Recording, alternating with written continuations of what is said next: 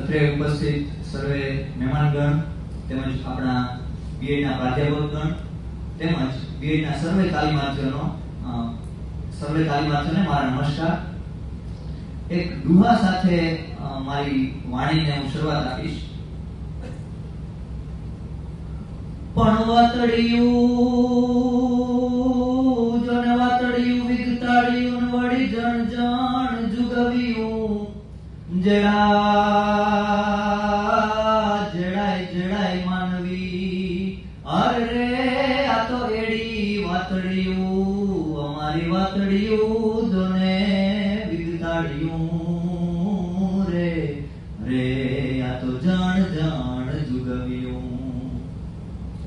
પણ વિત વાતું તણી અને જણ ફૂટે પાંખડિયું પણ માડીએ આપણા મલકની એ લોક કથા રે લાખેણિયું.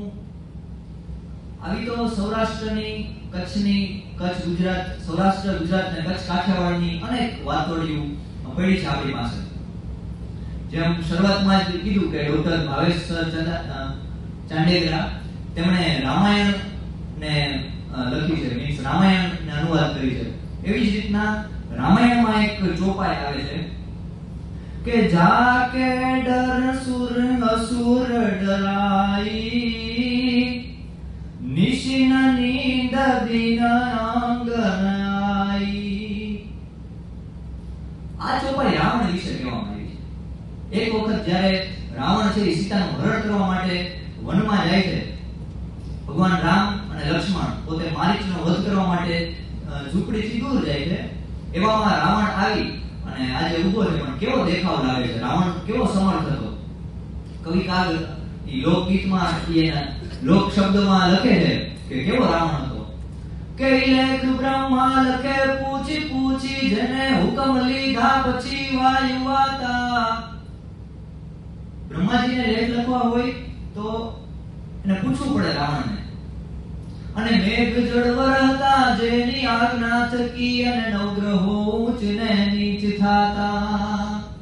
નવે ગ્રહને પૂછવું પડે કે હું માણસની કુંડળીમાં કેનામાં ઊંચનો થઈને બેસું ને કેનામાં નીચનો થઈને બેસું. ઈ જ રાવણને એને બાણની કલમ કરી સારી શોણિતની અને પત્ર રણભૂમિનો ઘોર કીધો. ઈ દૈત્ય દસ શીશના શીશનો ફેંસલો રાઘવે જગત સન્મુખ કીધો. ઈ દૈત્ય દસ શીશના શીશનો ફેંસલો આજ રાઘવે જગત સન્મુખ કીધો. પણ ઈ રાવણ આજે પરણતુટીની સામે આવીને ઉભો છે, પણ કેવો દેખાવ છે. તુલસીદાસજી રામચરિત માનસમાં લખે છે કે જાકે ડર સુર અસુર ડરાઈ નિશિન નીંદ દિન આંગનાઈ. હવે આપને શરૂઆતમાં એમ લાગે કે આ તો સંસ્કૃતની ચોપાઈ છે, આપને થોડું ઘણું એમ થાય કે ચાલો સમજાય ચોપાઈ. પણ ઈ જ કવિ કાગ એના પોતાના ગીતમાં શું લખે છે કે સુર અસુર ને રે જેના ડરથી નિદ્રા નાવે નયનમાં. ઈ જ વાત કે સુર અસુર ને રે જેના ડરથી નિદ્રા નાવે નયનમાં. અને ઝાડ હલે ત્યાં રાવણ ઝબકી જાતો અને થરથર થાતો એના મનમાં પ્રભુનો જ્યારે ચોર બનીને રે ઓલો રાવણ હાલ્યો વનમાં. ઈ રાવણ હાલ્યો વનમાં રે એનું ધ્યાન છે સીતાજીના તનમાં પ્રભુનો જ્યારે ચોર બનીને રે ઓલો રાવણ હાલ્યો વનમાં. આજ પ્રભુનો ચોર બનીને આજ ઉભો છે. અને ઈ જ ગીતમાં કવિ કાગ એમ લખે છે કે જ્યારે માણસ કોઈ ખરાબ કામ કરવા માટે જાય ત્યારે એના શરીરમાં તેજ નથી રહેતું. કે ભૂંડેમાં રગડે રે ડગલા ભરતા તેજ રહે નહીં તનમાં. એ ભૂંડેમાં રગડે રે ડગલા ભરતા તેજ રહે નહીં તનમાં. હતી એની ઝૂંપડી, પણ એને ઉપમા કેવી આવી કે ભોજન માટે કોઈ શ્વાન ભરાણો જાણે રે ઢાકો રાજ ભુવનમાં પ્રભુનો જ્યારે ચોર બનીને રે રે બોલો રાવણ હાલ્યો વનમાં. ઈ આપણી માતૃભાષાની તાકાત છે. ત્યાર પછી આપણે રામાયણની વાત કરીએ, એમ મહાભારતમાં આવીએ. દ્રૌપદીજી આમ તો ઘણું બધું બોલ્યા છે. જ્યારે એમનું ચીરહરણ થયું અને એને ભીષ્મ પિતામહની સામે જોઈને કીધું હતું કે આ શું બેઠા છો તમે, હવે હું તો શરમાઉં છું, તમે થાંભલા આભણા એની હું પુત્રવધુ થાઉં છું, અધર્મની સભામાં બહુ અકળાવું છું અને 5 ધાયરા પછી હવે પસ્તાવું છું. કારણ કે દુશાસન ચોટલો ઝાલીને ઢળશે, ધક્કા દઈ આમની તેમ ઈ ઢળશે, પાંડવો પાપલો ઢાળીને પરખશે, પણ ખબર નહોતી કે આવા નમારા નીવડશે. એવું કટાક્ષમાં બોલી છે દ્રૌપદીજી. અને કૃષ્ણ ભગવાનને કહે છે આજે કે હે કનૈયા, આજ જો તું ના આવ્યો હોત તો આજે ભારત વર્ષમાંથી સદૈવ ધર્મ છે એ દફન થઈ ગયો હોત. અને એમાં જ કવિ કાકે ફરીથી સુધારો કર્યો. એમના કૃષ્ણ નથી આવ્યો, દ્રૌપદીજી ધોખો કરે છે. અને શું કહે છે ગીતમાં કે તું બ્રજવાસી હું પાંચાળી, આપણી બેની જુદી જુદી જાતો, પણ જાદવરાય આપણે શેનો હિનાતો. દ્રૌપદીજી એમ કહે છે તું તો વ્રજવાસી છો ને હું તો પાંચાળની દીકરી છું, તો આપણે તો શેનો નાતો, એમ આપણે બેની જુદી જુદી જાતો છે.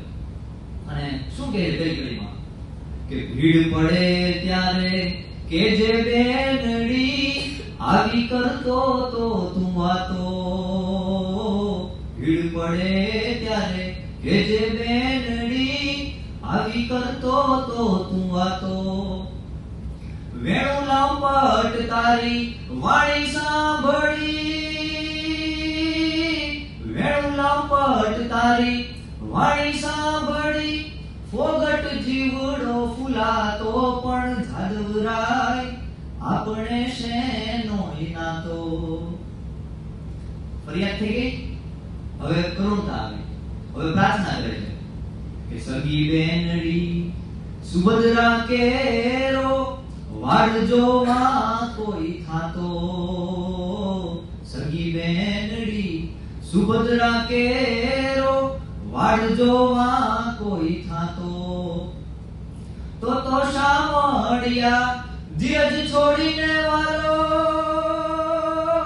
તો શામળિયા ધીરજ છોડીને વાલો, બ્રહ્માંડ ભરખી જાતો, પણ જાદવરાય આપણે શેનો હિનાતો.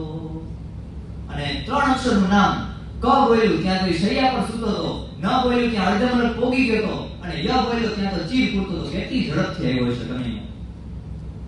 અને ઈ જ દ્રૌપદી ભીષ્મ પિતામહને શું કહે બીજી ભાષામાં, મીન્સ આપણે કહીએ રાજસ્થાન બાજુની ભાષામાં જે ત્યાંના કવિઓ છે એમણે લખ્યું છે કે મેજદ વૃદ્ધ લંબે બાલકો સુગંધી સેચો, વામ પાન લેકે સોડા કૃષ્ણ કો બતાયો હે, ને યાકેજીના હાથન તે હેચો તે છેડે ન જ્યોનો, ત્યોનો દ્રૌપદી કો કોપ લેશ ના સિરાયો હે, मैं पुत्र वधु भीषम अचक्षु की कहाव नाही, के जिनके समीप सभा बीच दुख पायो है, के गांडीव के गदा के धरैया के धिकार जापे, यते उते संधि को विचार मन पायो है. ईज बोली में द्रौपदी गुजरातना कविओए द्रौपदीना मोढामां केवा शब्द मूक्या. आज भीष्म पितामह शैया पर सूता છે ને એને દ્રૌપદી કહે છે કે ભીષ્મ પિતાને હું તો થાકી પડ કાલી રે, પણ એની કાયા જોડે કૌરવની ઓશિયાળી, હે મુછાડી જાણે કોઈ માવડી રેજી. ભીષ્મ પિતામહને એમ કહે કે તેથી હું તમને પડકાર કરી કરીને થાકી હતી, પણ તમારી કાયા છે, તમારું શરીર છે, તમારું જે દેહ છે એ તો તમે ગૌરવને ન્યોછાવર કરી દીધું છે, ગૌરવ માટે તમે સમર્પણ કર્યું છે. અને મને તારો દેખાવ કેવો લાગતો હતો દાદા, કે જાણે કોઈ 80 વર્ષની બુઢી ડોશી હોય ને એને પછી મૂછું આવી હોય એવો તારો દેખાવ લાગતો હતો, એમ દ્રૌપદીજી કહે છે. અને ઈ જ કવિતા આપણે અત્યારે જોઈએ ને કે કેટલા બધા દુનિયાના ફિલોસોફર્સ છે, ગ્રીક ફિલોસોફી આપણે જોઈએ, બરાબર? એવા જ ફિલોસોફીમાં આપણે કેમ પાછળ રહીએ? કવિ કાગનું એક ગીત, બધા જ આમ તો પરમાત્માને, પરમ તત્વને પામવા માટે એ શોધખોળ કરતા હોય, પણ કવિ કાગ શું લખે છે કે એક વખત આવી રીતના પથ્થર ઉપર બેઠા હતા અને ઉપરથી જોવે કે આકાશ આવડું મોટું બનાવ્યું, તો એનું આકાશને આવડું મોટું બનાવ્યું તો એનું ઘર કેવડું હશે, અને આકાશને જેને જન્મ આપ્યો તો એ માનું કોઠાર કેવડું હશે. અને એ એક ગીતમાં લખે, આકાશને ઘડનારના ઘટ કોણે રે ઘડિયા હશે, આકાશની માતા તણા કોઠા કહો કેવડા હશે, ઈ જાણવા જોવા તણી દિલ ઝાંખના ખટકી રહી, બ્રહ્માંડમાં ભટકી રહી, અંતે મતી અટકી રહી. ત્યાં સુધી ન પહોંચી શકાનું. અને કેવી કેવી ઉપમાઓ આપે છે. દરિયો છે આમ તો એના માટે ક્યારો છે, નાનકડો તો કે દરિયા તણો ક્યારો કર્યો તો કૂવો કહો કેવડો હશે, ઈ કોસ હાંકણનાર ઈ ખેડૂત બેઠો ક્યાં હશે, ઈ જાણવા જોવા તણી દિલ ઝંખના ખટકી રહી, બ્રહ્માંડમાં ભટકી રહી, અંતે મતી અટકી રહી. આવડી મોટી પૃથ્વીનું સર્જન કર્યું, પણ એના માટે તો પૃથ્વી એક પિંડ જ છે કે ધરણી તણો પિંડો કર્યો તો રજ લાવતો ક્યાંથી હશે, ઈ ચાક ફેરણ હાર ઈ કુંભાર બેઠો ક્યાં હશે, કુંભાર બેઠો ક્યાં હશે. અને છેલ્લે કૃષ્ણ ભગવાનને યાદ કર્યા કે કાળી કાળી વાદળી નો ગોવાળ શું કાળો હશે, ઈ કાળી વાદળી છે પણ જો એનો ગોવાળ શું કાળો હશે. અને આપણે કોઈ ગાયને દોવા માટે બેસીએ તો એના આંચળને આપણે દોઈએ અને પછી અમૃત જેવું દૂધ નીકળે, અમીરસ જેવું. પણ વીણ આંચળે આકાશને દોનાર બેઠો ક્યાં હશે, ઈ જાણવા જોવા તણી દિલ ઝંખના ખટકી રહી, બ્રહ્માંડમાં ભટકી રહી, અંતે મતી અટકી રહી. આમ તો ઘણો બધી ફિલોસોફી આપણા ગુજરાતના કવિઓ દ્વારા રજૂ કરવામાં આવી છે, પણ છેલ્લે એક કવિતાથી, નાની કવિતાથી મારી વાણીને વિરામ આપું કે અરમાન જિંદગીના પૂરા થાય તો ઘણું છે, અરમાન જિંદગીના પૂરા થાય તો ઘણું છે, બે ચાર કામ સારા થાય તો ઘણું છે. મુશ્કેલ જિંદગાની એની એ તો મજા છે કે જીગરથી જામ એનો જીરવાય તો ઘણું છે. મુશ્કેલ જિંદગાની એની તો મજા છે પણ જીગરથી જામ એનો જીરવાય તો ઘણું છે.